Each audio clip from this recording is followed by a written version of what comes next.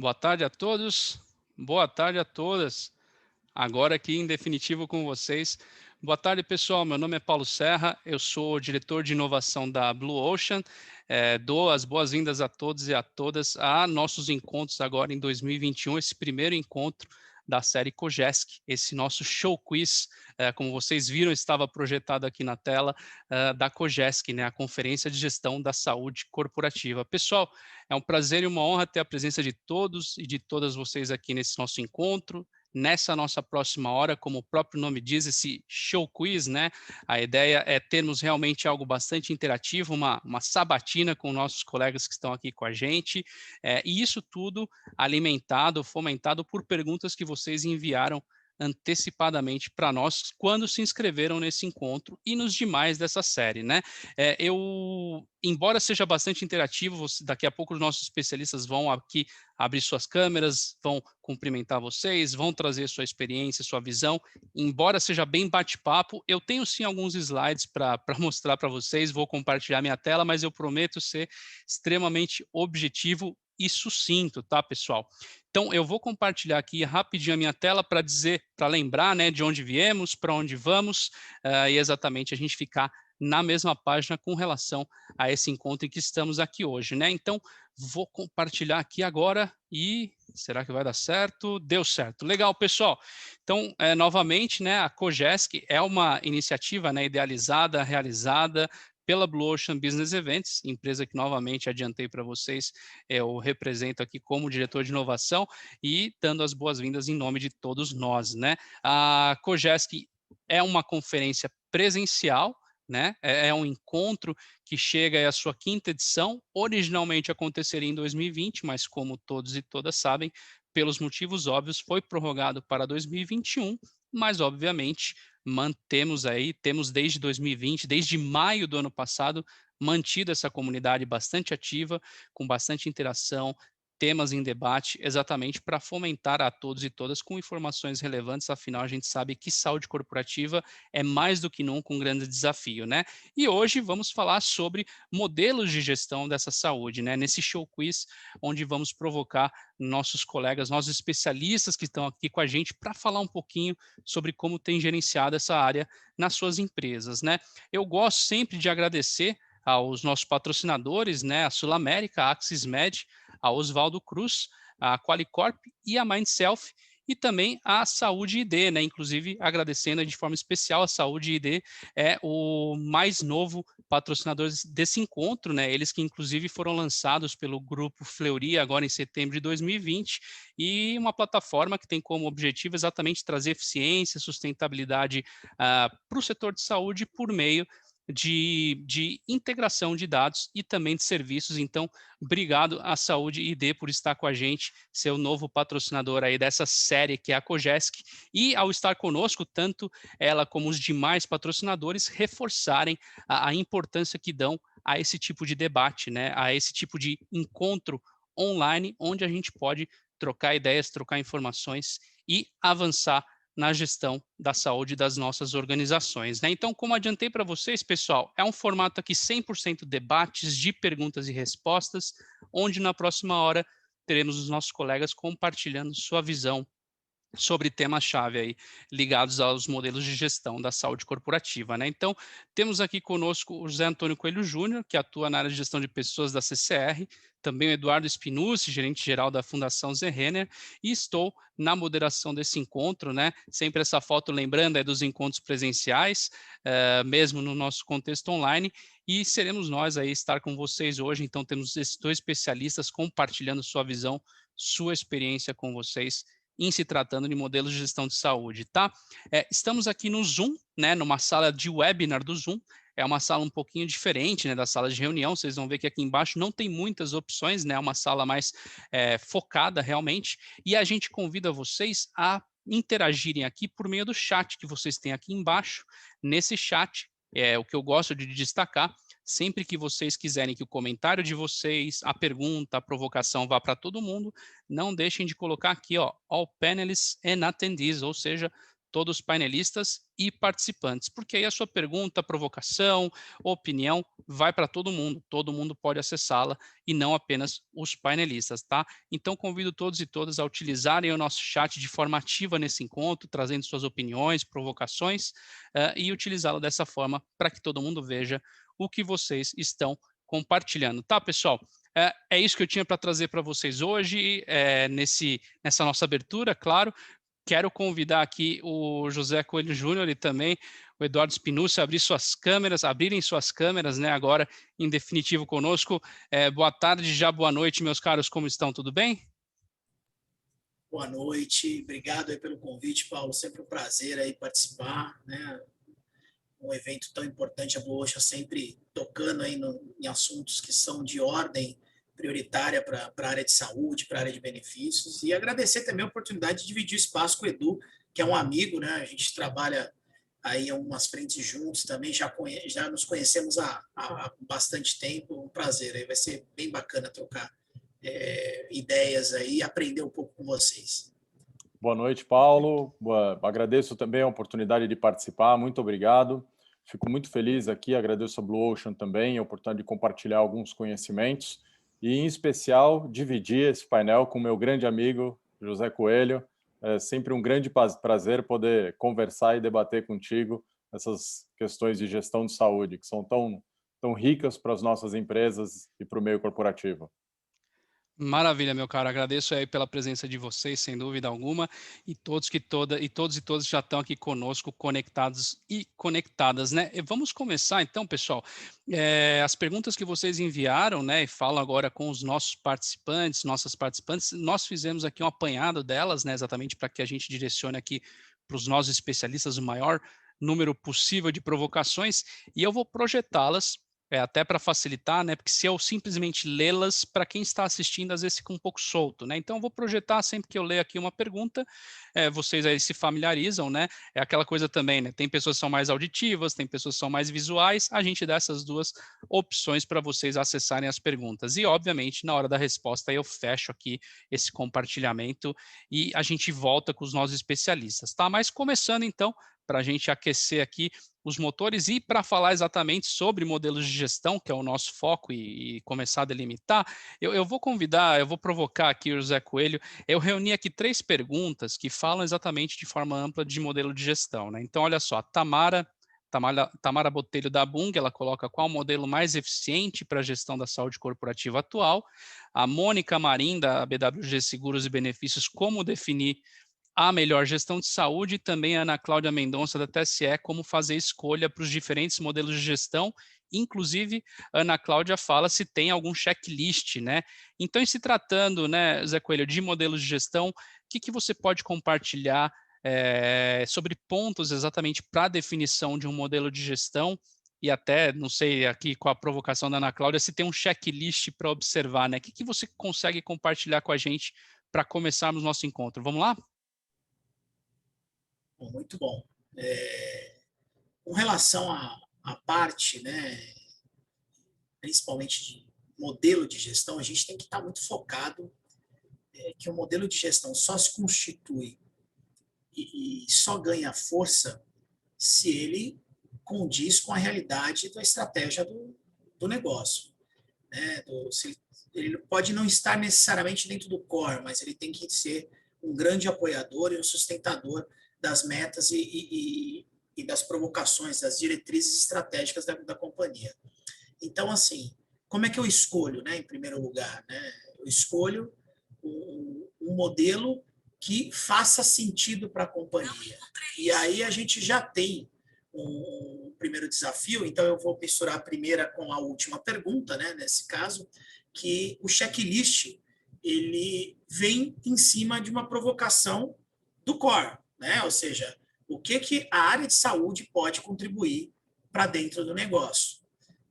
E em cima disso, o checklist se forma primeiro com a liderança estratégica. Então, precisa ter uma interlocução e um patrocínio de gestão de pessoas, né, de gente de gestão, do RH, depende do nome que cada área de recursos humanos recebe dentro da companhia, mas tem que ter um sponsor para ajudar que a área de saúde faça interlocução com a diretoria executiva e que consiga extrair dela a expectativa do melhor modelo para fazer o gerenciamento de saúde, né?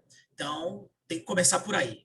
Uma vez que eu estruturo os pilares da gestão corporativa, aí sim, eu desdobro para um modelo de pilares, que a gente tem até perguntas para frente, né, falando sobre isso, mas os pilares, principalmente, eles vão dar sustentação para a base de decisão. Então, o checklist vem depois com a provocação dos principais entes. Quem são os principais líderes, quem mais demanda, né, e quem são os principais agentes de saúde, quem são as pessoas envolvidas no processo, quem são os cuidadores da saúde, seja da interface ocupacional, né, com as equipes de SESMIT, ou mesmo com a interface assistencial, quem que é que cuida do benefício, quem que toca a realidade do dia a dia para entender quais, né, formar um QA ali bem grande em cima dessas propostas e começar a achar raízes comuns. E aí, por final, né, existe qual é o melhor modelo de gestão? Não.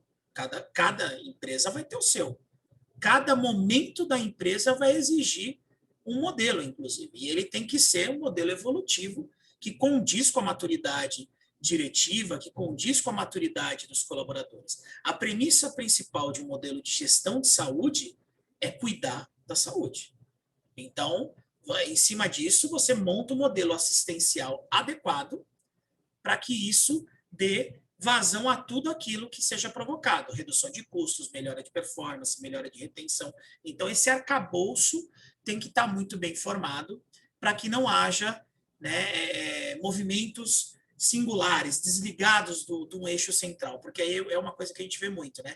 Bom, não tem cara de modelo, porque eu lanço um projeto para cá, lanço um programa para lá e não está armado dentro de um programa de gestão unificado. Se a premissa principal é grana, é redução de custos, você parte de um problema, porque o seu foco não é o cliente. Então, o início do programa de gestão tem que estar focado no plano assistencial. É através de um plano assistencial consistente que você chega a todos os outros desdobramentos dentro da companhia. E conforme a companhia vai evoluindo de maturidade, você vai ter permissão e vai ter espaço para fazer um modelo assistencial simples, de comando rápido e com controle de ticket baixo. Você vai ter um modelo que já vai conseguir se arriscar mais, trazendo um modelo intermediário, fazendo até modelos entre transição entre pré e pós, fazendo inclusive assistência específica dentro da empresa, com núcleos específicos, e também modelos de gestão compartilhada direta, né? Até o Edu está aqui, que é um grande executor do processo, é um modelo hoje de mercado, né? Pode falar bem sobre isso. Então, depende da maturidade, depende do que o negócio vai colocar para você. O importante é, o checklist tem que ser em todas as esferas, e começar pela diretoria, para que não haja algo desincronizado do código. Tá? Então, são esses os pontos. Não, muito bom para a gente começar, e bacana que você aqui falou alguns pontos que já me levanta aqui para uma próxima provocação que eu tenho. Antes disso, só queria comentar, né, o pessoal aqui no chat já começando a atividade, né, a Melissa se apresentando aqui, também o Michael, o pessoal começando a se apresentar, falando quem é, que empresa atua, até estou vendo deixando o link do LinkedIn. Então, vamos lá, pessoal, vamos ativar aqui o chat para isso, porque esse tipo de encontro é uma oportunidade também de online, distante, se encontrar, se relacionar, estabelecer o network, né? Então, obrigado por estarem aqui com a gente e também colocar aqui no chat essas informações, acho que é bacana para quem está aqui também se conhecer. Mas onde eu falei que você levantou um ponto que é interessante, você levantou, eu vou cortar, ou melhor, vou convidar o Eduardo para isso aqui. Tem uma questão que chegou também para a gente, olha, eu vou projetar, como comentei com vocês, que é da Érica Campos, né? E ela já evolui para esse ponto assim: qual modelo de gestão de saúde pré ou pós oferece um melhor resultado em relação ao controle da sinistralidade, né? Então, indo até no que o José Coelho trouxe, né? Quer dizer, tem modelos e momentos, né? Então, o que você consegue já compartilhar com a gente aí para responder a Érica e todos estão conosco, Eduardo? Perfeito, muito obrigado. Inicialmente, eu queria apenas contextualizar, pois Fundação Zé Renner talvez não seja conhecido de todos. Nós somos responsáveis pela saúde, pela gestão de saúde de 70 mil pessoas no país e que estão espalhadas em cerca de 2.400 municípios. Essas vidas são, primordialmente, os empregados e dependentes da companhia Ambev e os empregados dependentes da própria Fundação Zé Renner, que tem outras atividades além da gestão de saúde, tá bem? Então, são cerca de 70 mil pessoas hoje que dependem dos nossos cuidados em saúde. Essa pergunta ela é muito provocativa, e o que eu gostaria de dizer é que o melhor modelo entre pré e pós, na verdade, para controle de sinistralidade, na verdade, é fazer gestão de sinistralidade, né? Porque tanto no pré quanto no pós é muito importante cuidar da sinistralidade. O modelo pré e pós ele vai ser adequado de acordo com cada realidade. Se você tem menos empregados, eventualmente a elasticidade ou a variância dos custos pode afetar o seu fluxo de caixa, talvez o modelo pré-pagamento te dê alguma garantia de que isso seja confortável ao longo do tempo.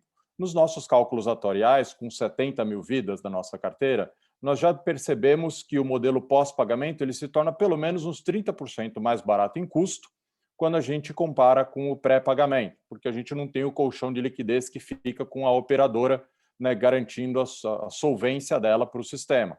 Enfim, então, agora o detalhe é, se não fizer gestão efetiva, tanto o modelo pré quanto o modelo pós, ele pode ter um descontrole na sinistralidade. Não adianta achar que no modelo pré, por exemplo, muitas empresas acreditam isso de forma equivocada, que o risco fica com a seguradora. Isso é uma falácia, porque o risco fica com a seguradora até chegar o momento da renegociação e a seguradora vir com um aumento de 15%, 20%, 25% no seu custo de saúde. Então, a seguradora não tem risco, né? Ela tem o colchão ali, vai te dizer que ela tem o limite de 70%, 75% de sinistralidade, a partir disso ela vai aplicar correções de sinistralidade. Então, ela não tem um interesse genuíno em fazer uma boa gestão de sinistralidade para poder reduzir. Ou seja, ela até faz, mas ela não vai fazer plenamente. Então, seja no modelo pré ou seja no modelo pós, é extremamente importante a intervenção do real interessado, que é o contratante, nesse caso corporativo, em fazer efetivamente o modelo de gestão de saúde. E aí, analisar dados, avaliar prestador, enfim, avaliar usuário para poder dar a melhor solução. A sinistralidade não está no pré ou no pós, ela está na ação do contratante e do gestor.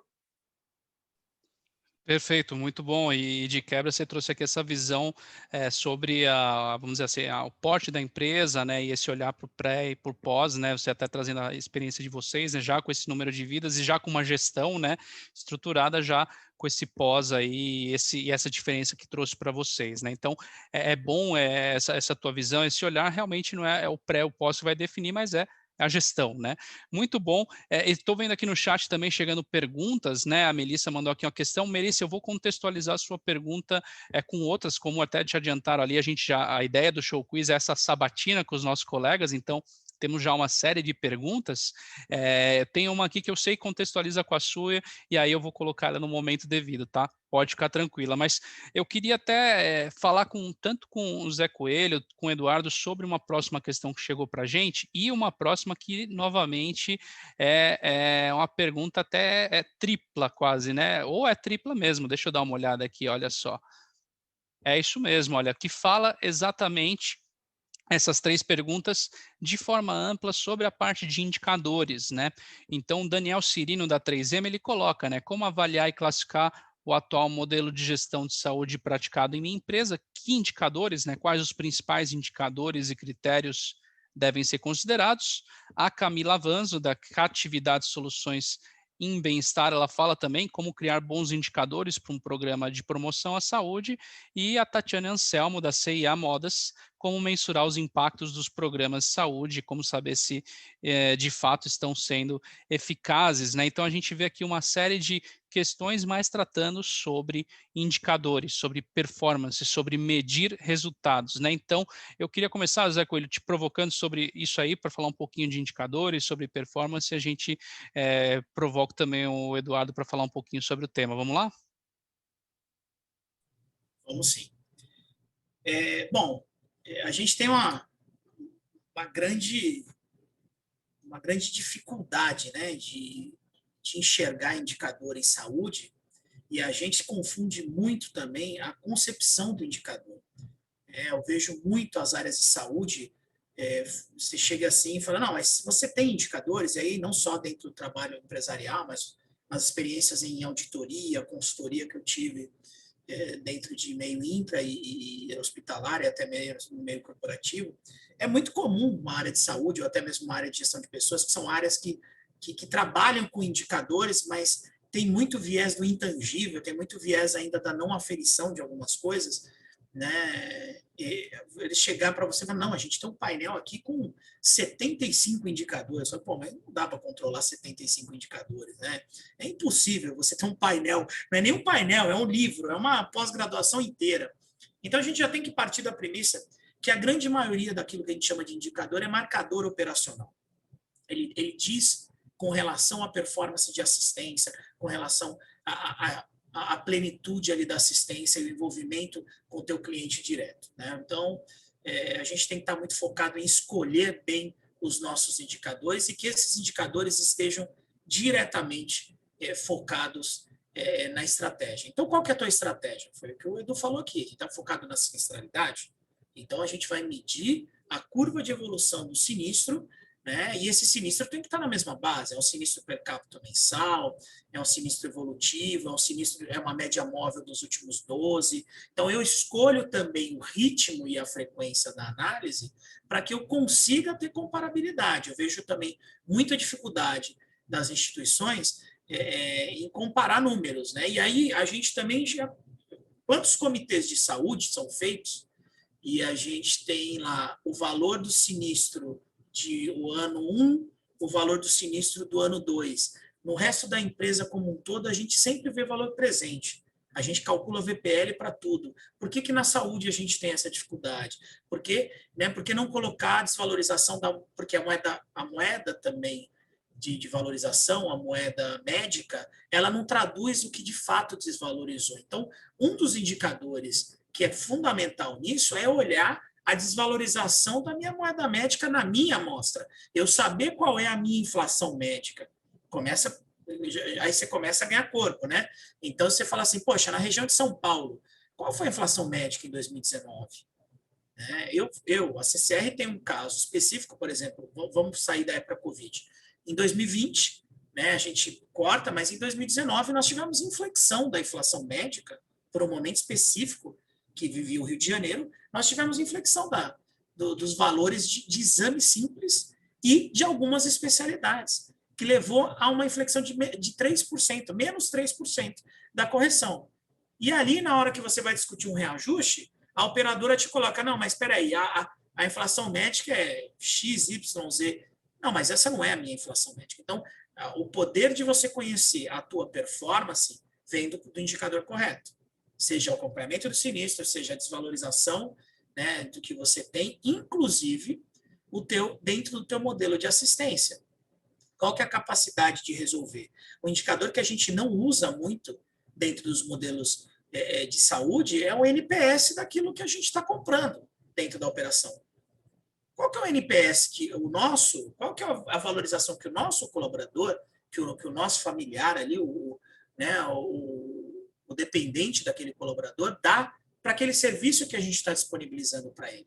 Qual que é o NPS de um programa de promoção que eu estou ofertando para ele para mitigar risco? Então, a gente também deixa de computar a opinião do cliente, que é fundamental, né, para a gente ter os promotores corretos para conseguir disseminar e ver se isso tem um impacto positivo. Então, eu dei ali três grandes eixos que eu acho que são importantes para a parte de indicadores. Né? Montar uma carteira de indicadores significa que antes disso você tem que ter uma base confiável, não dá para ficar fazendo manual.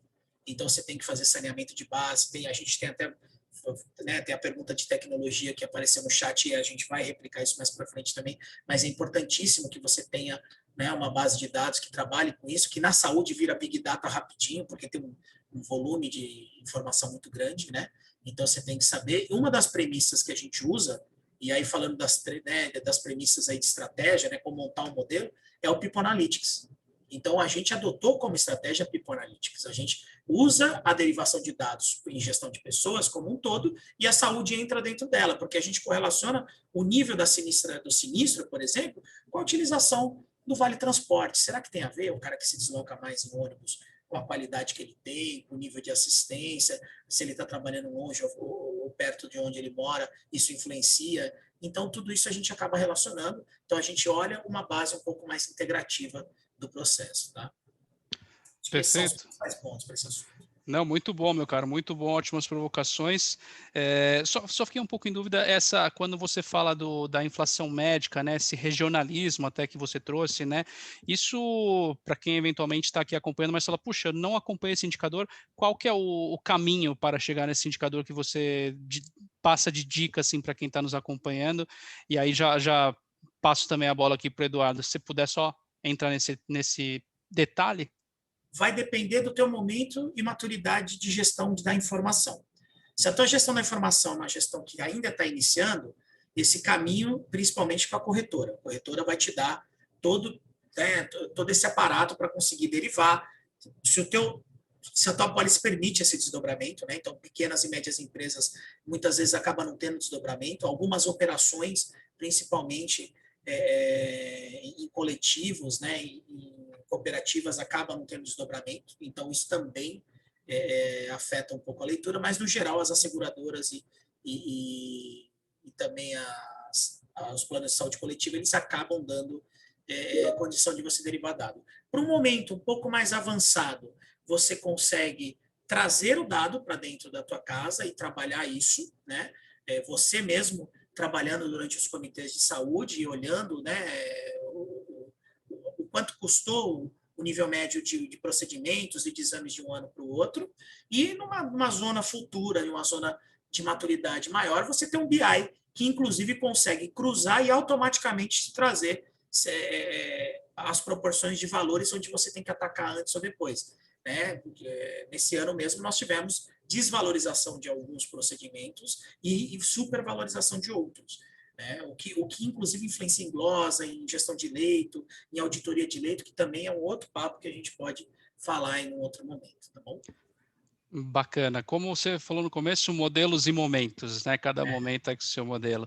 Legal. Para falar de indicadores também, quero te passar a bola aqui, Eduardo. Será que o Zé Coelho deixou alguma coisa para você falar? Vamos lá. É sempre difícil falar depois do Zé Coelho, né? Mas eu vou tentar fazer alguns pequenos complementos, dado que eu tenho certeza que a fala dele foi rápida. Nos nossos modelos, eu acho que, como o Zé Coelho bem colocou, é muito importante você ter uma boa base de dados, construir um bom BI, pois ele é fundamental para você poder tomar decisões.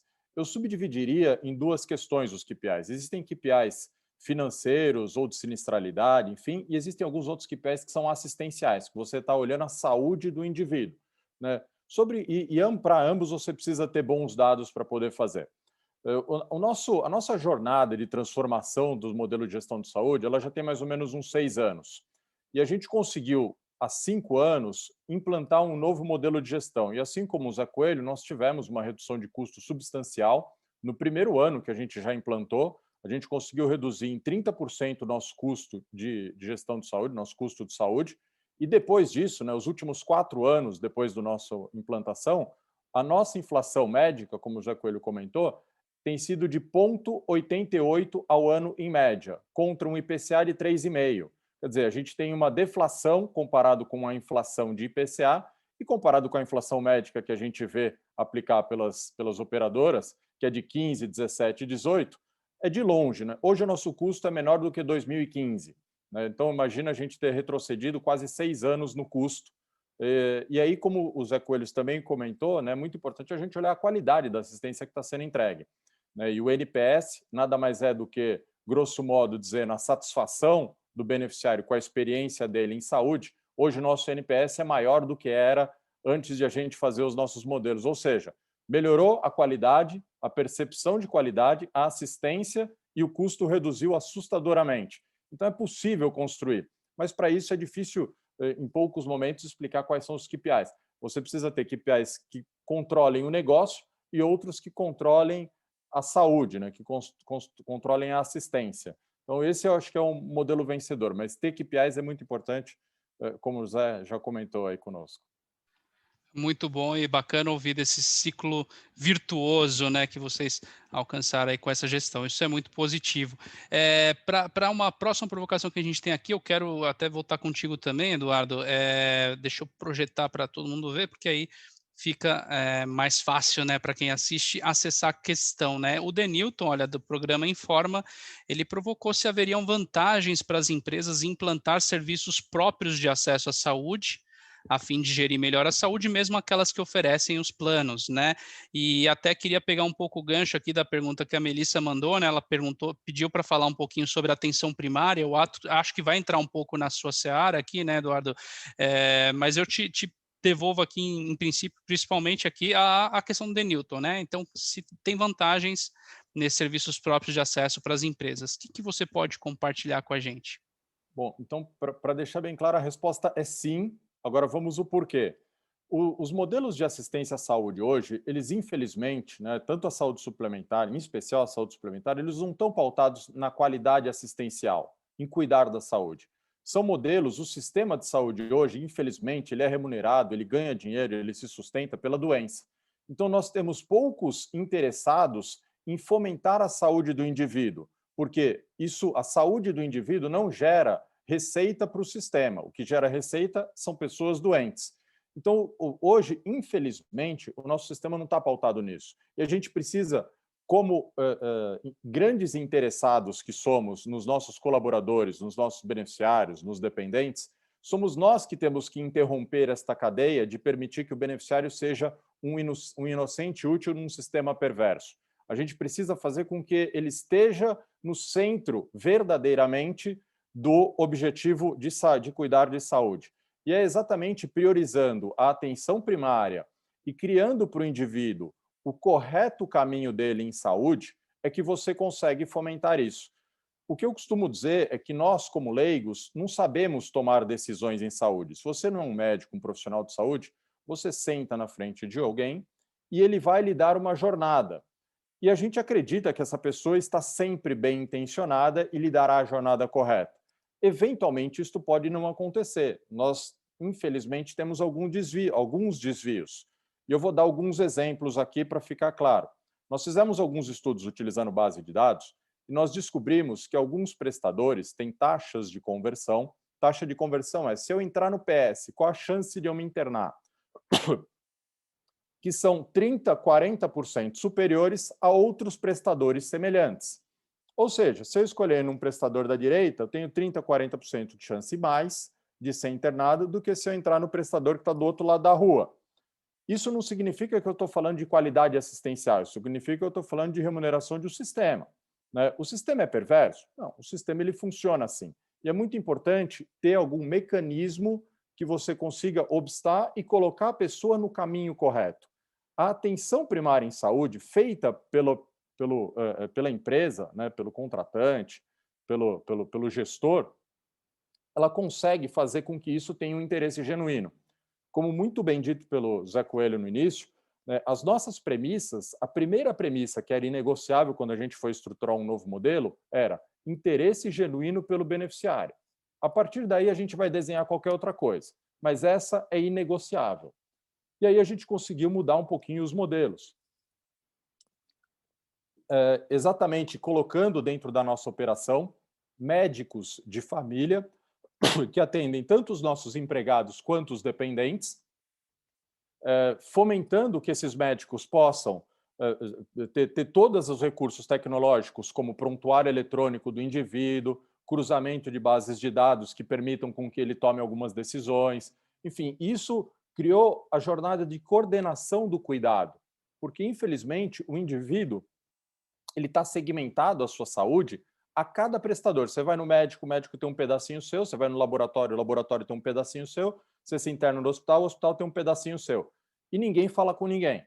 Então é preciso criar alguém que faça uma camada de tudo isso, que consiga concentrar informação e mais, ter interesse genuíno em você e cuidar de você de forma longitudinal. Isso fez uma diferença incrível na qualidade, na satisfação e no custo. Quer dizer, você consegue mais qualidade, mais satisfação, num custo muito menor. Então, eu sou um grande entusiasta do modelo de atenção primária e saúde e de ambulatórios in loco, in company. Perfeito, meu caro, muito bom. Inclusive, aqui, enquanto você falava, a Melissa concordando bastante com o que você está dizendo. O Luciano também, né, falou, Edu, dentro desse contexto, comenta sobre a gestão de dados, né, que a Fundação vem fazendo, que ajuda bastante. Acho que você fechou falando disso. E, obviamente, gestão de dados com muita tecnologia, volta também no que a Melissa apontou. Você quer falar um pouquinho mais dessa parte de gestão de dados antes da gente ter a próxima provocação que eu vou passar para o Zé Coelho? Claro, vou falar bem rapidamente aqui. Claro. FAS é a sigla que deu o nome Fundação Antônia Helena Zerrenner, e nós criamos um BI muito poderoso, e a gente faz gestões de dados, a gente faz diversos cruzamentos com esses dados, cruzamos dados assistenciais que vêm das informações que são repassadas pelas operadoras de saúde. Isso é praticamente uma mineração de dados, porque ela não vem de forma pronta, não vem de uma forma plenamente estruturada. Você precisa minerar esses dados e conseguir traduzi-los. Cruzamos esses dados com dados dos nossos prontuários eletrônicos e cruzamos esses dados com dados do que a pessoa diz que tem, né? Quando a gente vai fazer um seguro do carro, um seguro de uma casa, tudo, via de regras, tem que responder uma série de questionários. Onde você mora, para que você vai usar o carro, né? Se tem gente com maior ou menor de 25 anos, né? Tudo isso está estabelecendo um risco para poder fazer uma mensuração. A gente coloca as pessoas para dentro do nosso plano de saúde de forma muito justa, mas a gente não tem uma ponderação da mensuração. Nós nunca perguntamos para as pessoas o que elas têm. E a forma mais fácil é perguntar. E aí você pode começar a oferecer uma jornada correta para a pessoa. Quer dizer, se a pessoa disser, meus pais são diabéticos, meus avós são diabéticos, e eu sou obeso, tenho 45 anos, não faço exercício físico, se você não for, você tem grande chance de ser. Então, perguntar para as pessoas e cruzar todas essas informações traz inferências e possibilidades de você criar uma jornada para a pessoa que seja verdadeiramente a jornada de saúde. Então, isso é muito importante. Eu acredito muito nisso. Então, hoje a Fundação tem uma base de dados de mais de 25 milhões de registros dentro de um BI muito poderoso que foi construído pelo nosso time de tecnologia, e a gente consegue fazer algumas inferências. Ainda não é o mundo perfeito, porque, infelizmente, todos esses dados eles têm que ser minerados, eles não vêm de plenamente estruturados, são de diversos prestadores, tem atraso, né? A gente recebe os dados com um delay muito grande, enfim. Mas nós estamos tentando criar para os nossos beneficiários a melhor jornada de cuidado num custo sustentável para o futuro. Enfim, esse é um pouquinho do que a gente está fazendo aqui. Muito bom. E, inclusive, né, pessoal, quem está acompanhando aqui, vocês estão vendo às vezes comentando do chat, né? Pode ser que vocês não estão entendendo, algumas coisas não aparecem lá, exatamente por isso que a gente comentou, né? Para a mensagem de você aparecer para todo mundo, tem que colocar lá para todos os painelistas e participantes, né? Panelists and attendees. E aí aparece para todo mundo. Então, algumas mensagens não foram para todo mundo, foram só para painelistas, então eu consegui resgatar por aqui. Mas agora eu estou vendo o pessoal lá utilizando essa função. Até o Michael te perguntou sobre o fornecedor de BI e o próprio Luciano respondeu ali do Tableau, né? Mas é aquilo, né? O segredo, e aí também estou parafraseando aqui o Luciano, é sempre a mineração de dados, mais do que o framework, né? Mas já está aí feita aí o apontamento. E o Michael também acabou de colocar que usa o Tableau também. Perfeito. Eu quero passar a bola aqui para o Zé Coelho. A gente tem uma provocação que eu acho que é interessante para já te direcionar, meu caro, que fala exatamente sobre o uso de modelos distintos, né, do modelo pré e pós para empregados e ex-empregados, né? Existe uma objeção a adotar esse tipo de distinção, né? A pergunta veio aqui da Valerie Marins, pelo nome eu não sei se é ela ou ele, tá? Valerie, profissional de RH, compartilhou com a gente essa pergunta que eu passo para você, meu caro. Vamos lá? Sim, pergunta importante, né? Uma pergunta de eixo que fala da definição de política de benefício. Então, eu tenho que começar traçando qual que é a política de benefício que eu quero. É um benefício que... Eu não estou falando de modelo de pagamento, né? Antes, eu estou falando da política de benefício. É um modelo que é contributário? É um modelo ou é um modelo que é compulsório? Né? Então, eu já começo aí a definir se eu vou ter colaboradores e ex-colaboradores em regime de extensão. Ou não, é uma política interna de adotar que esses ex-colaboradores continuem também recebendo e fazendo parte do benefício desde que eles paguem. Então, vai de uma política bem definida e bem estabelecida, Lembrando que hoje o modelo contributário, por conta, né, da 9656, ele vem a cada pesquisa das grandes consultorias aí de benefício, a gente vem percebendo uma diminuição por conta do passivo que se carrega pelos planos de extensão. Da mesma forma, nós fizemos isso, né? A CCR tinha uma cultura de contributariedade até 2007, de 2007 para frente, ele é um plano compulsório, onde não tem, né, a opção de você permanecer no plano pós saída, somente para aquelas pessoas que foram antes de 2007, que estão se aposentando hoje, geralmente, e que aí sim fizeram a contributariedade, e aí a gente segue a regra. Neste caso, nós optamos para essas pessoas que são ex-colaboradores e que têm direito ao plano de extensão, a política de benefícios reza que ele tem a mesma prática, porque, inclusive, né, tem que fazer parte da mesma apólice, não pode ter dois modelos aí, né, de pagamento dentro de uma mesma apólice para esse tipo de categorização. Então, também a gente tem uma trava com relação à execução da ANS e com relação a essa diferença, a não ser que na minha política contemple que ele permanece num tipo de plano, quando ele sai, ele tem direito a uma outra apólice que tem um acordo comercial separado, e aí sim ele faria uma opção.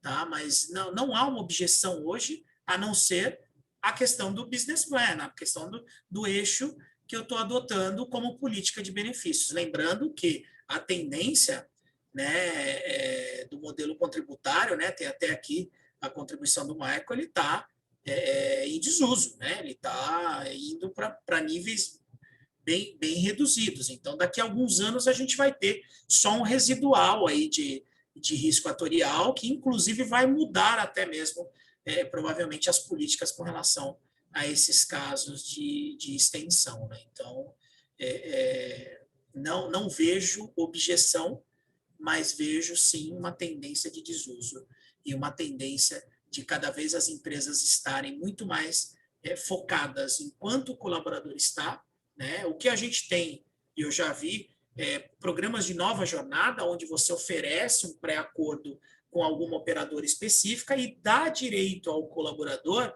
que ele, no momento da aposentadoria, adquirir uma apólice com desconto.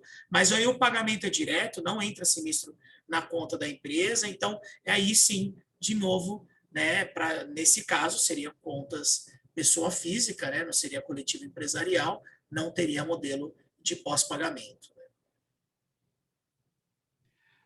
Perfeito, meu caro. Eu vou até te convidar aqui para essa próxima questão. Eu vou provocar tanto você como o Eduardo, mas queria já aproveitar que está com o microfone aberto para te direcionar.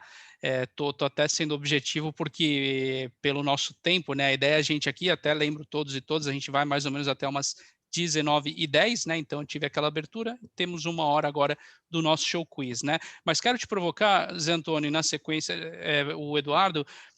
A pergunta aqui da Elísia, né? Elísia Maria Silva, da Elísia S.A., ela pergunta se o modelo de gestão de vocês foi estratégico para atuar nos desafios da Covid-19, né, que ainda estão aí, e se pode citar como, né? Então, o que vocês podem compartilhar? Começo contigo, passo para o Eduardo na sequência a palavra. Vamos lá?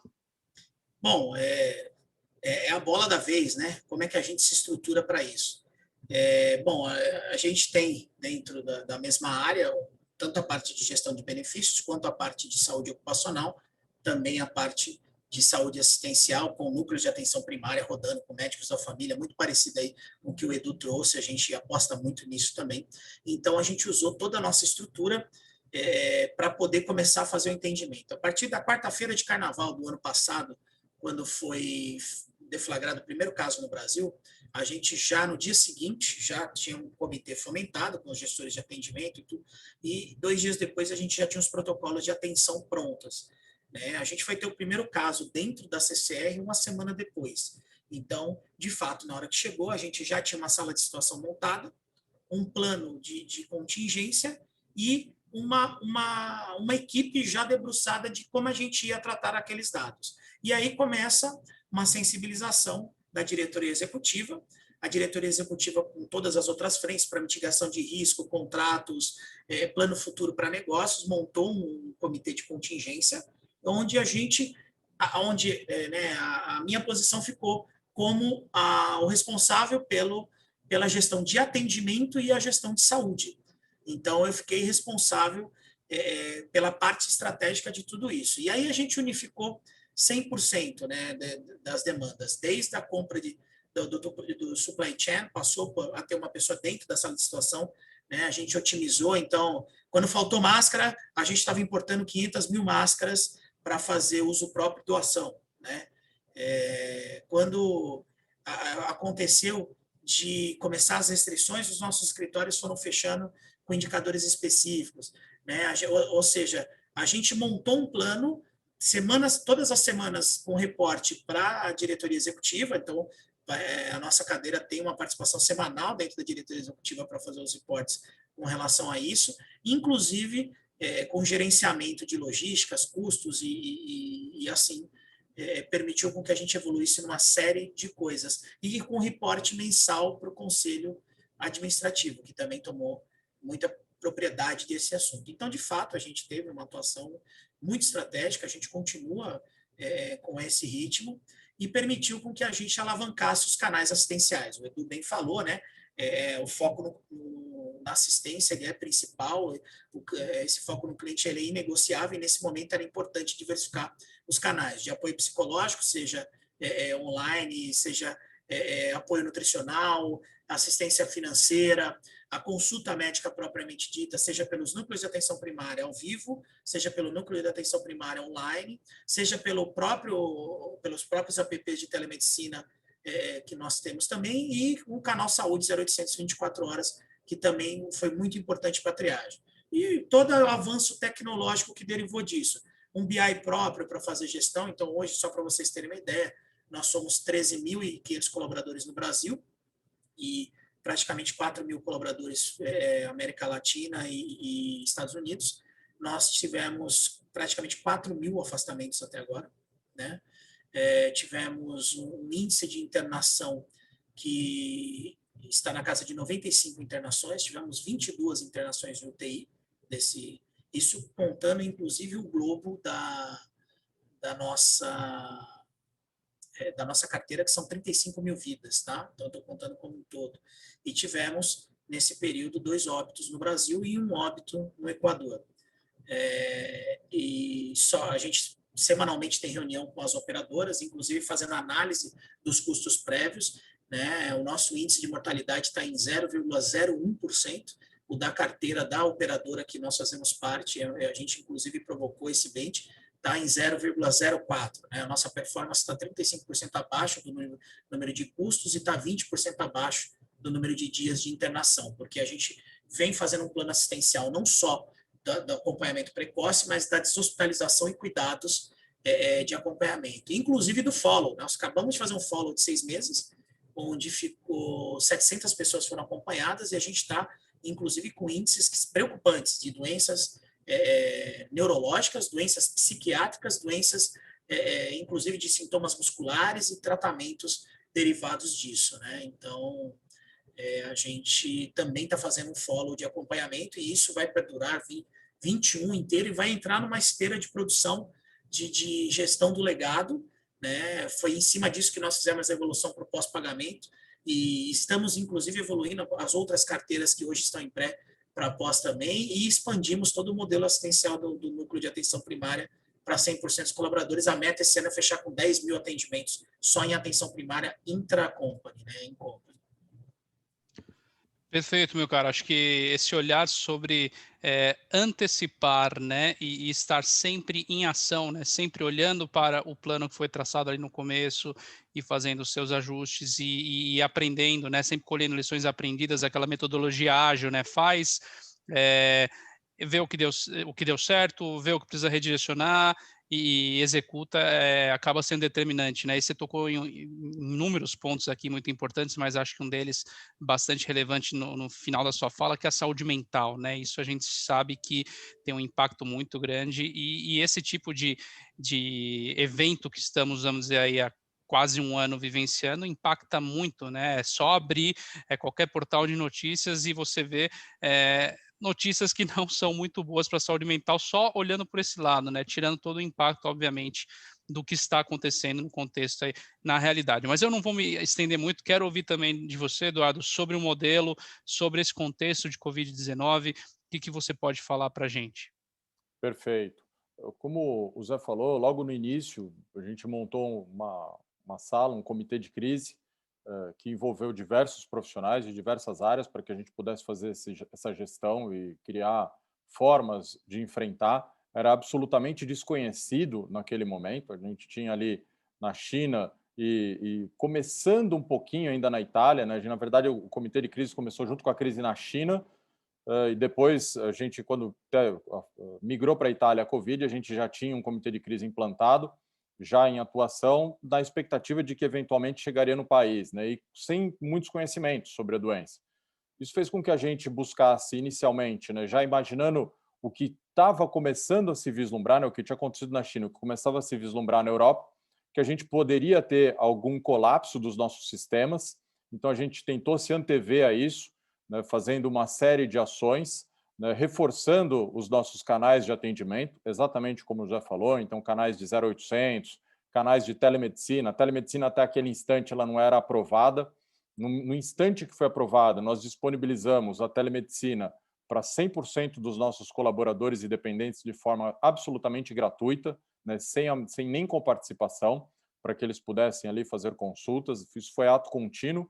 A gente combinou com as operadoras, combinamos com a telemedicina, combinamos, enfim, de recebermos os códigos de forma estruturada. Naquele momento, não existia um código definido para determinar qual que era o exame de PCR. Naquele momento, o exame de PCR ele não estava nem coberto ainda, né, o PCR que identifica a COVID. A gente foi até a ANS, conversou com a ANS para codificar o exame de PCR, autorizar o exame de PCR para vir para dentro do plano de saúde, porque a gente precisaria ter algum meio de fazer controle, de fazer gestão. E se a gente recebesse o código do exame de alguém que fez, o nosso time de saúde poderia retornar ao beneficiário e acompanhar.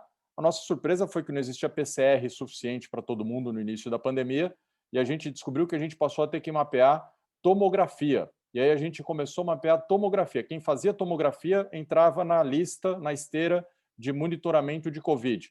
E a gente passou a monitorar essas pessoas também.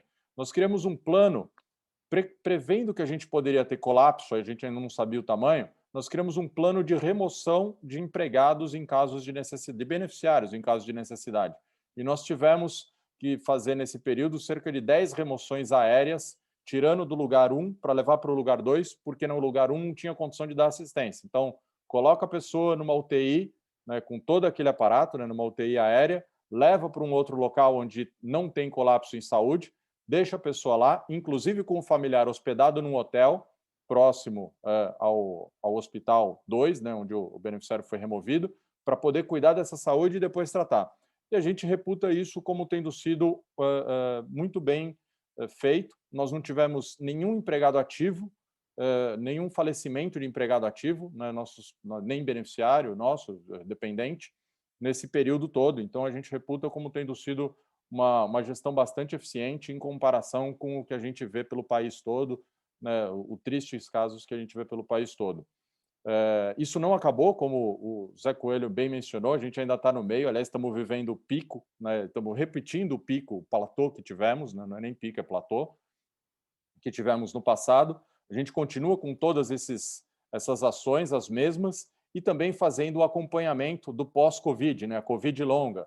Todos esses casos de problemas de saúde mental, de síndrome da fadiga crônica, de diversos outros problemas que as pessoas têm apresentado, tudo isso entrou numa esteira de monitoramento dessas pessoas para que elas possam ter uma recuperação plena da sua saúde.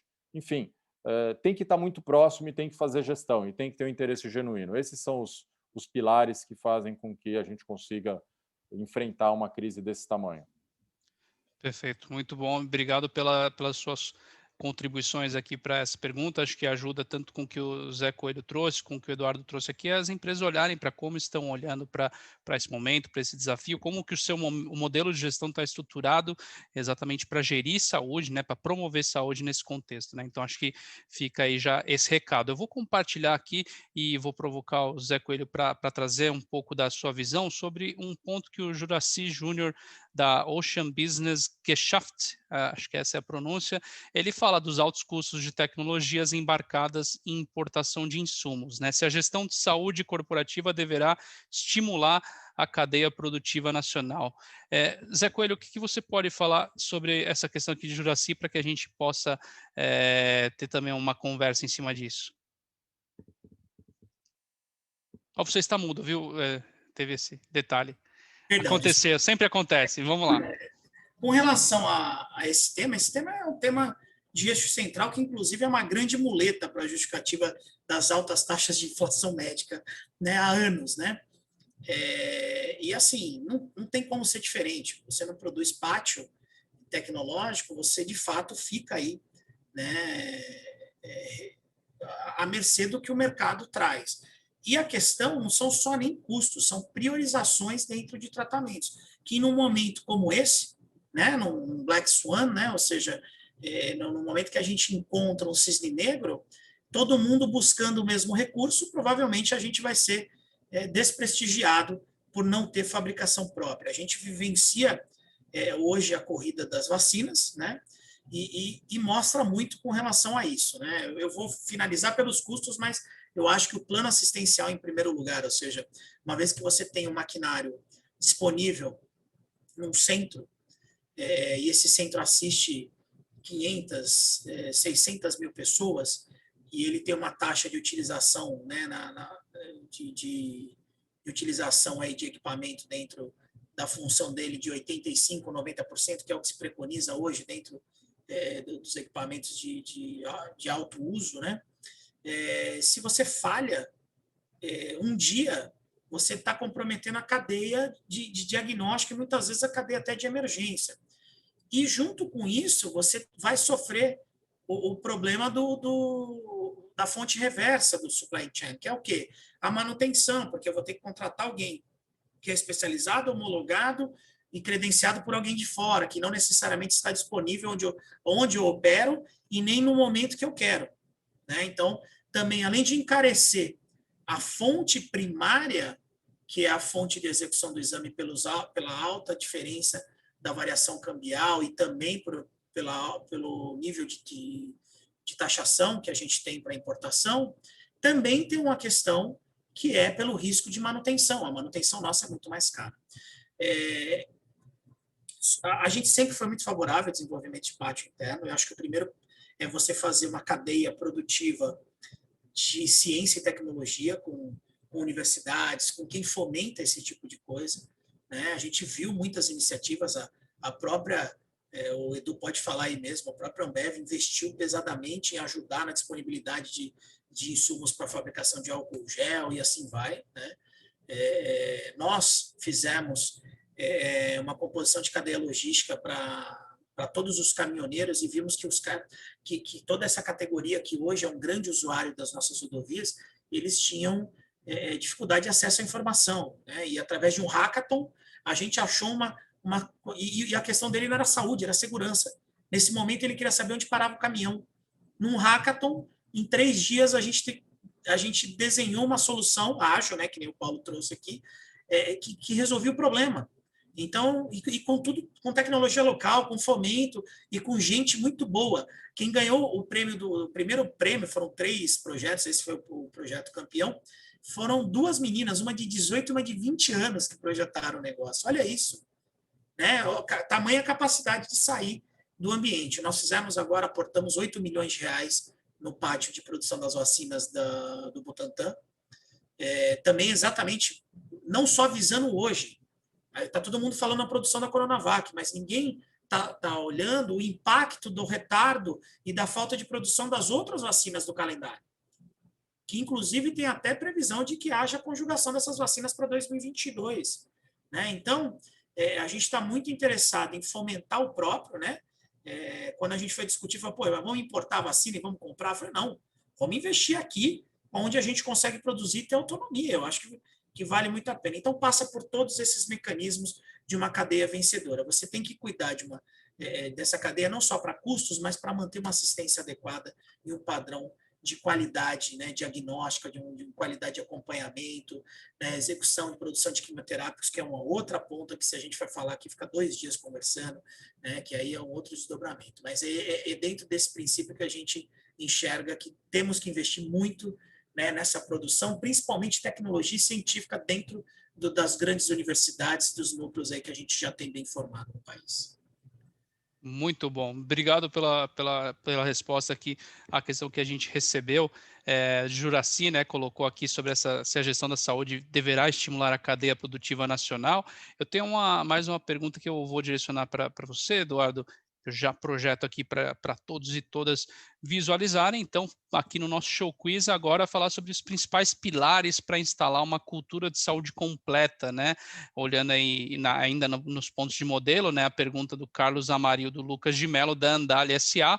Eu quero fazer essa pergunta para você. A gente tem uma provocação que também fala sobre a gestão de saúde, sobre modelos aqui no chat, aqui do Michael. Eu fecho com ela, mas queria ouvir de você aqui, Eduardo, sobre essa provocação do Carlos, né? Quais principais pilares para instalar uma cultura de saúde completa? Claro, perfeito. É uma excelente pergunta. Eu começo dizendo, exatamente como o Zé Coelho mencionou, que é muito importante que isso faça parte da estratégia. Então, você não consegue implantar uma estratégia de saúde completa, uma estrutura de saúde completa ou um modelo de saúde completo, se isso não fizer parte da sua estratégia. Ou seja, precisa se convencer, primeiro, a alta gestão e depois você conseguir fazer com que isso aconteça criando bons planos de ação. E entender que não pode ser terceirizado, né? Você não pode achar que alguém vai fazer isso por você. O sistema ele não foi projetado para fazer bons modelos de assistência à saúde ou assistências genuínas à saúde para o indivíduo. O sistema foi projetado para gerar receita para o sistema. Tá? E aqui não é nenhum problema, não estou discriminando ou incriminando ou falando que está tudo errado. Estou dizendo que tem que ter um agente, que eu imagino que o contratante, o gestor, a empresa, enfim, são os maiores interessados em manter e fomentar a verdadeira saúde do indivíduo, tem que estar de verdade fazendo gestão de saúde. A partir disso, é muito importante que você, nesse modelo de criar gestão de saúde, que você consiga criar a rota correta para o seu usuário. E aqui eu reforço, as pessoas são leigas em saúde. Então, quando nos perguntam, a gente muitas vezes, como gestor de saúde, a gente recebe a pergunta, qual é o bom hospital? E essa resposta é muito difícil de dar, porque nós não temos indicadores para dizer qual que é o bom hospital. A resposta, eu respondo com a pergunta, qual é o que tem a menor taxa de infecção hospitalar? Qual é o que tem a menor taxa de reinternação? Qual o que tem a menor taxa qual que tem a maior taxa de sucesso naquela cirurgia específica? Não existe essas mensurações. E a gente é levado a acreditar que aquele que tem uma boa hotelaria é um excelente prestador de saúde. E pode não ser, né? A gente pode estar, infelizmente, sendo enviesado na nossa análise. Então, é muito importante criar, dentro do nosso modelo assistencial, a rota correta. Você criar para o usuário o caminho correto e fomentá-lo e incentivá-lo. Incentivá-lo das mais diversas formas, né? A gente pode incentivar através de isenções de coparticipação. Se você fizer a rota correta, que eu acredito, a gente pode te isentar de coparticipação. Quer dizer, você vai no meu médico que eu confio, vai no laboratório que eu confio, vai no hospital que eu confio, você não tem coparticipação. É nessa rota que eu confio, que eu sei que é correta. Você pode isentar ou ajudar o usuário de outras formas, criando prêmios e incentivos para ele poder seguir a rota correta também, né? Eu estou falando numa interação, mas isso tudo só vem depois de você criar a rota correta. E essa rota não é terceirizando o serviço, né? É assumindo os processos de gestão. Você precisa trazer isso para dentro de si, entender que o sistema ele não foi projetado para gerar a melhor saúde, e aí você cria o melhor caminho para o seu usuário dentro do sistema, mas você monitorando e fazendo com que ele siga aqueles passos. Isso significa, inclusive, gastar mais em alguns casos. né? Eu dei os exemplos de Covid, mas eu tenho diversos outros exemplos em que nós fizemos remoção de pessoas, porque no local em que a pessoa reside, ela não tem um recurso assistencial necessário para um caso complexo próximo. E aí você tem que colocar num avião e levar ela para um outro local. Nós cansamos de fazer isso, porque isso é necessário. Você vai lá, infelizmente, a saúde do nosso país, é um país continental, ela tem uma assimetria enorme. A gente não tem a mesma qualidade de assistência no Nordeste, no Norte ou em outros lugares nos centros do país. Então, muitas vezes, para tratar um caso complexo, a melhor forma é coloca essa pessoa num avião e leva ela para um centro especializado. Só que isso você só faz se você conhece a pessoa, conhece a doença, conhece os seus prestadores e a condição de atendimento e tem interesse em fazer o melhor pelo seu beneficiário. Então, esse é o caminho para fazer um bom modelo de gestão de saúde. Muito bom. Inclusive, falando de modelo de gestão, né, de forma muito objetiva, o Michael colocou aqui, né, qual que é a indicação de mudança de modelo de pré-pagamento para, por exemplo, um auto-administrado, se permanece a indicação para a pólice acima de 5.000 vidas. Você quer falar um pouquinho disso, Eduardo? Eu posso também abrir para o José Coelho comentar. Claro. Na verdade, não existe um limite. Está falando 5.000 vidas é um limite hipotético que criaram e tem sido comentado no mercado como sendo o limite mínimo para você se transformar de pré para pós. Diria que não. Na verdade, se você tiver um bom modelo de gestão, você consegue fazer isso com menos usuários. É claro que, eventualmente, você precisa ter algum colchão ou provisão para que você consiga suportar alguma distorção nos seus números de sinistro, nos seus custos. Ou seja, eventualmente, se você tiver uma internação, você vai precisar custear essa internação, que é um pouco mais cara, e isso não pode afetar o seu fluxo de caixa do negócio, né? Você precisa avaliar isso junto com o business. Mas se você conseguir ter modelos de provisão que suportem isso, eu tenho certeza absoluta que o modelo e fizer gestão, tenho certeza absoluta que o pós-pagamento será pelo menos 30% mais barato do que o pós-pagamento será 30% mais barato do que é o pré-pagamento. Eu não tenho a menor dúvida disso, né? Se não for muito mais. Perfeito. Volta no que falamos lá no começo, né? José Coelho quer complementar também? Exatamente. A gente fez um piloto de pós-pagamento, lógico que numa população bem controlada, de um negócio nosso, antes de fazer um tomamento da massa principal, aí, com mais de 22.000 vidas, e fez um piloto com uma amostra de 900 vidas. Né, que do ponto de vista atuarial até era muito risco, mas a gente já monitorava há 30 meses essa população, tinha um perfil de risco de todo mundo, tinha um perfil de saúde monitorado e com atenção primária instalada. Então, assim, no final das contas, foi o que o Edu falou, deu 38% de redução logo no primeiro, nos primeiros 12 meses de aferição. Não estou contando nem o triângulo de BNR da passagem do pré para o pós, que você tem aí uma demora. Se eu for contar isso, ele passa de 50% de redução de custos. Então, é possível fazer com amostras menores, desde que você tenha o controle muito fino e que todo mundo saiba do tamanho do risco, que é esse colchão financeiro, que tem que estar calculado. A gente usa o percentil 95 para fazer esse cálculo. Né? Na última amostra, a gente até estressou, foi para o perfil 97,5, né, para poder fazer o tomamento e ter esse colchão financeiro já reservado, se caso eu tivesse qualquer risco nos primeiros 12 meses. Perfeito. Inclusive, você entrou aí na seara financeira, o Michael colocou, nos meus cálculos, no modelo de autogestão, economizaríamos 13 milhões ao ano. Que bom, sem dúvida alguma. Só para dizer para o Michael aí, complementando, Michael, nos últimos 4 anos, nós economizamos 475 milhões de reais. Nos últimos 4 anos. Só para ter uma ideia de quanto dinheiro fica na mesa não fazer gestão. Paga qualquer investimento em processo, em tecnologia, em gente, enfim, vale muito a pena. É aquilo, né? Quer ROI? Olha aqui o ROI, né? Muito bom. Meus caros, a gente está chegando aqui nos nossos minutos finais. Eu tenho uma provocação, acho que vale para a gente cobrir. Talvez a gente acabe passando aqui uns 2 minutinhos. Já quero combinar com todos que estão aqui esse ponto. Deixa eu compartilhar aqui a minha tela, e essa provocação eu queria ouvir tanto do Eduardo como do Zé Coelho sobre ela, que é do Fabiano Barrionuevo, acho que essa é a pronúncia, ele é do Hospital Moinhos de Vento, e ele fala de um tema que a gente já falou um pouquinho aqui, até o Eduardo trouxe, sobre a atenção primária, né? Então ele começa, né? Como reduzir a sinistralidade com o plano de saúde e manter colaboradores com a saúde em dia. Um investimento em ambulatório de atenção primária dentro da empresa traria essa economia, né? E aí o Fabiano continua, né? Como engajar esse colaborador a não utilizar o plano e focar na prevenção de doenças e promoção de saúde dentro desse ambulatório, né? Então, falando de atenção primária, se ter um ambulatório, como engajar o colaborador com o ambulatório, e ele fecha, né? Dá para fazer saúde corporativa sem um sistema de monitoramento da saúde dos colaboradores. Então, com a pergunta do Fabiano, a gente fecha aqui o nosso encontro provocando o Zé Coelho, o Eduardo, e por que não nessa ordem, né? Então, queria ouvir de você, Zé Coelho, sobre esse ponto que o Fabiano trouxe de ambulatório, de engajamento e de gestão. O que você pode falar para a gente? Bom, primeiro, agradecer pela pergunta. O Hospital Moinhos de Ventos é uma referência aí de mercado. Sem dúvida. Né, e está se valendo aí de questões de atenção primária. Isso mostra o interesse do assunto, né?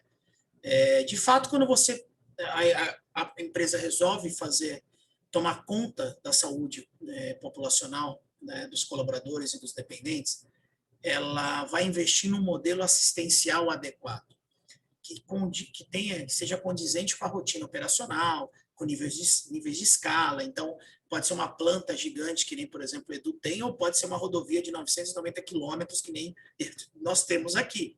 Então, você tem que estar adaptado a isso, que modelo você vai usar, que tecnologia você vai usar. Então, de cara, você tem que montar um modelo eficiente de atenção primária que seja condizente com a sua estrutura e com o nível de atendimento que você quer dar. Você quer dar atendimento só aos colaboradores, quer dar atendimento também aos dependentes, e assim a gente segue. É do dias de semana, é de final de semana. Né? Hoje nós estamos ofertando, só para vocês entenderem o que nós fizemos em nível de atenção. Nós temos 2 níveis de atenção, por exemplo. Temos o nível de atenção primária composto pelo médico de família, que de fato fica voltado aos dias de semana, tem uma agenda específica, com procura espontânea, e já entrando no próprio eixo. A demanda é sugestionada no início. Então, a gente tem grupos de controle específicos. Toda a população que hoje recebe alta de internação, que faz parte de qualquer um dos nossos 13 programas, né, de promoção à saúde, eles têm uma agenda específica de convite e de participação do ambulatório. E lá a gente começa a sensibilização. Em cima desses, a gente tria quem são os promotores e as principais sugestões construtivas, e esse cara passa a ser um grande replicador interno dentro da empresa para aquilo que a gente chama de, né, um ciclo virtuoso, porque ele começa a ver que ele sai do ciclo de um pronto-socorro, onde ele passaria 5, 6 horas, faria uma quantidade de exames e sairia dali com diagnóstico de virose. Se ele der a entrada daqui a uma semana, ele vai na entrada também fazendo tudo de novo, sem nenhum tipo de abordagem longitudinal. Ou seja, ele acaba reentrando no sistema com o mesmo nível de importância. A ideia de você colocar ele no cuidado, né, e aí o Edu foi bem, né, a estratégia, né, a coordenação do cuidado é importante, de ele saber que ele está linkado. Olha, poxa, você faz parte desse programa, você está vindo para cá, ou você recebeu uma alta, né? A gente viu que você passou no pronto-socorro semana passada, está tudo bem com você? Então, a abordagem acolhedora com fins de você resolver o problema da pessoa traz credibilidade e adesão. Isso é fato. A gente tem uma taxa de conversão para demandas que a gente gera, para conversão para demandas espontâneas hoje, na casa de 30%. Então, a cada 10, né, 3 estão voltando espontaneamente. E isso porque a gente está numa fase de ramp, de crescimento. A resolutividade do núcleo de atenção primária é 82%. Dali ele sai com a receita, ele sai com pedido de exame, com retorno lá agendado, ou sai com alguma orientação específica. Né? Só 18% demandam algum encaminhamento para especialistas, na verdade 17%, e de 1% somente para o hospital. Isso gera com que essa linha de cuidado se refaça, e ele começa a ver importância. Poxa, o médico me conhece pelo nome, sabe, inclusive o prontuário é integrado entre ocupacional e assistencial, então ele consegue ver todo o histórico ali e saber da importância. E, por último, né, existe um apelo específico, a gente tem um fator moderador em cima de exames simples e consultas, né, então ele fica claro para ele que nessa linha de cuidado, que foi o que o Edu comentou, ele está fora desse custo. Né, enquanto ele está passando pelo núcleo de atenção primária e seguindo as nossas recomendações, ele também não está tendo custo associado a essa terapêutica. Então, é um fator também financeiro influenciando no processo. Então, esses são os pontos principais aí de um circuito de núcleo de atenção primária. Faz muito sentido, é virtuoso e muda a concepção da linha de cuidado e da prevenção, porque nós somos, culturalmente, nós não temos prevenção, né? Não temos a cultura de saúde, como nós comentamos aqui. É uma obrigação nossa fomentar e, pouco a pouco, as pessoas incorporarem. Perfeito, meu caro. Vamos lá, Eduardo. Eu acho que o Zé Coelho foi muito bem e praticamente esgotou aí. Eu quero só reforçar que nós também acreditamos muito na atenção primária. A gente acredita muito nesse modelo assistencial de coordenação do cuidado, em fazer com que o usuário saiba qual é a rota correta e tenha a confiança. Exatamente, a gente tem a mesma experiência. A partir do momento que a gente acolhe o usuário, ele entende a importância, e aí os exemplos anteriores fazem com que muitas vezes o usuário vai na rede e depois volta para confirmar no nosso ambulatório e fala, mas é isso mesmo, eu tenho certeza que eu preciso fazer, né? Eu confio no senhor, doutor, não confio naquele lá que falou que eu preciso operar, que eu preciso fazer isso, que eu preciso fazer aquilo. E a gente consegue dar uma excelente resolutividade, com qualidade, com assistência, com atenção genuína, enfim. Então, o modelo, sem dúvida, é um modelo de sucesso, é um modelo vencedor, é um modelo que vai prosperar e é um modelo que vai fazer diferença para os usuários e para os sistemas, e em especial para as empresas que custeiam isso, e tem sido tão difícil sustentar esse benefício nos últimos anos pelo altíssimo custo do crescimento do altíssimo custo dele.